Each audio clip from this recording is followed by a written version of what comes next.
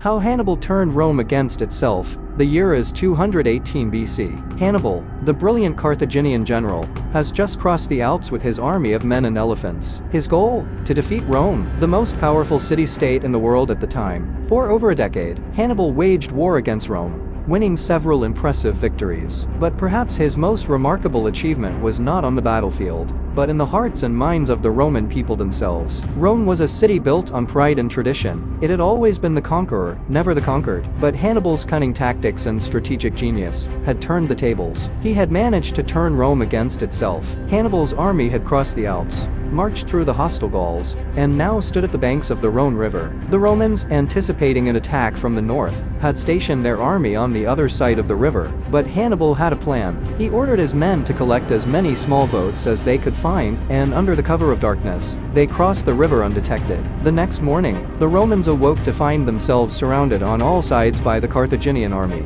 Hannibal's most impressive victory came at the Battle of Cannae. The Roman army was much larger than his own, but Hannibal used his superior tactics to encircle the enemy and cut off their escape. The Romans were slaughtered by the thousands, but perhaps Hannibal's greatest victory was not on the battlefield, but in the hearts and minds of the Roman people. He had managed to turn them against their own government, and they began to protest the Roman Senate's decisions. The Senate was in chaos. They didn't know how to deal with Hannibal's tactics, and they began to turn on each other. The once proud city of Rome was now consumed by infighting and mistrust. Hannibal had accomplished what no other enemy of Rome had ever been able to do. He had turned the greatest city-state in the world against itself. Hannibal may have ultimately been defeated by Rome, but his legacy lives on as a testament to the power of strategy, determination, and the human spirit. Thank you for watching. If you like this video, please give it a thumbs up, and make sure to subscribe for the latest videos. See you next time.